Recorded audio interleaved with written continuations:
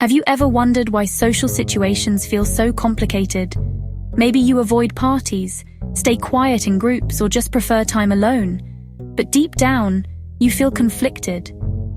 Are you naturally introverted, or could it be social anxiety holding you back? This is something I've struggled with myself.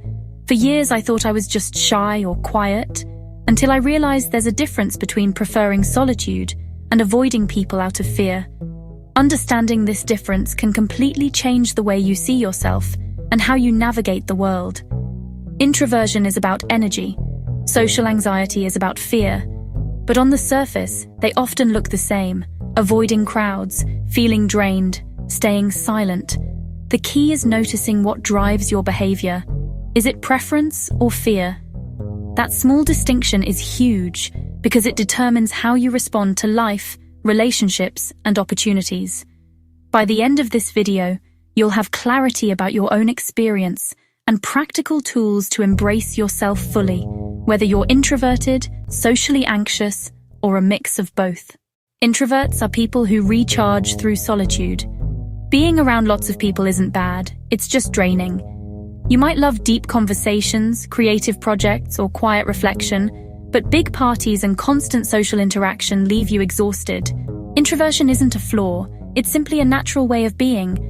Introverts often notice subtleties others miss. They think deeply, listen carefully, and value meaningful connections over casual small talk. Here's the thing: introverts can enjoy social interactions, but they need to manage their energy.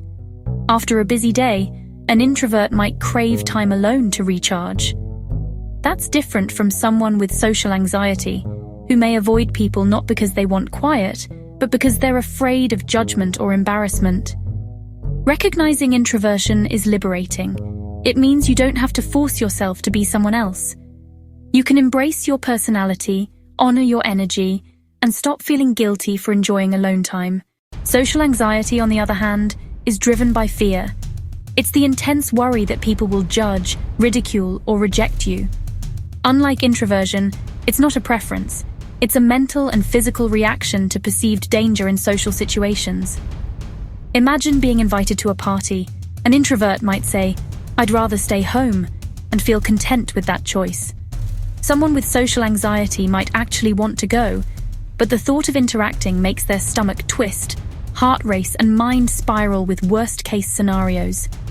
Social anxiety shows up everywhere: speaking up at work, ordering in public, or even just walking into a room. It can make ordinary situations feel like minefields. The aftermath is exhausting: replaying conversations, questioning every word, and doubting yourself. Recognizing social anxiety is empowering. It helps you understand that the avoidance isn't a personality flaw, it's fear controlling your choices. And once you understand it, you can start to take small, manageable steps to reclaim your confidence. Here's where things get tricky. Sometimes you're not just introverted, and you're not just socially anxious. You might be both, and that's okay. Humans are complex, and understanding how these traits interact is key to understanding yourself. Introversion is about preference. You enjoy solitude, reflection, and smaller groups. Social anxiety is about fear. Even situations you'd like to enjoy can feel threatening or overwhelming. When both exist, you might avoid social situations, partly because you want quiet, and partly because you're afraid. For example, I used to decline invitations and tell myself, "I just prefer to stay home." But underneath, there was fear. What if I say something wrong? What if people judge me? That mix of preference and fear can be confusing.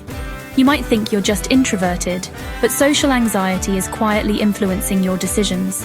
The overlap often shows up in 3 ways. 1. Self-doubt disguised as preference. You might say no to social events thinking it's your choice, but really it's fear holding you back. 2. Fear stealing joy. Even small, intimate gatherings can feel stressful, turning what should be enjoyable into anxiety-filled moments. 3. Shame about being quiet. Introverts are naturally quiet, but social anxiety adds judgment, making you feel weird for simply being yourself. Recognizing this overlap is liberating. You don't have to fit into a single label. You can honor your introverted tendencies while gently addressing the anxiety that limits you. And once you do, you can start creating a life that balances your energy needs with your desire for meaningful social connections. Now that you understand the difference between introversion and social anxiety and how they can overlap, let's talk about what you can actually do. First, awareness is everything. Ask yourself before avoiding a social situation, am I declining this because I want quiet or because I'm afraid? That small reflection can help you separate preference from fear and guide your choices. Second, practice self-compassion. Anxiety thrives on self-criticism. Instead of saying, I'm awkward, I can't handle this, try, I'm anxious right now and that's okay, it doesn't define me. It sounds simple, but it gradually rewires your mindset. Next, take small steps. Social anxiety doesn't disappear overnight. Start with low-pressure situations. Say hello to a neighbor, make a short phone call, or attend a small gathering. Each tiny step builds confidence, showing your brain that you can handle discomfort. Mindfulness and reflection help too. Notice your thoughts without judgment. When you replay conversations or fear judgment, gently bring yourself back to the present. Journaling can also reveal patterns and help you see that most feared outcomes rarely happen. Finally, embrace yourself fully. If you're introverted, honor your need for solitude. It's not a flaw. If you have social anxiety, recognize that it's not your fault, and that progress comes one step at a time. You can be both quiet and courageous, reflective and resilient. Remember, growth isn't about perfection. It's about understanding yourself, taking small steps toward freedom, and choosing compassion over judgment. Every time you face fear, even in small ways, you reclaim a little bit of your life. So take a deep breath. Look at yourself and say, I am enough. I am learning. I'm allowed to take my space in this world. You are not broken. You are human, and your journey is valid. Thank you for watching. If this video helped you understand yourself better, consider subscribing and sharing your thoughts below. You're not alone, and every step you take towards self-understanding matters.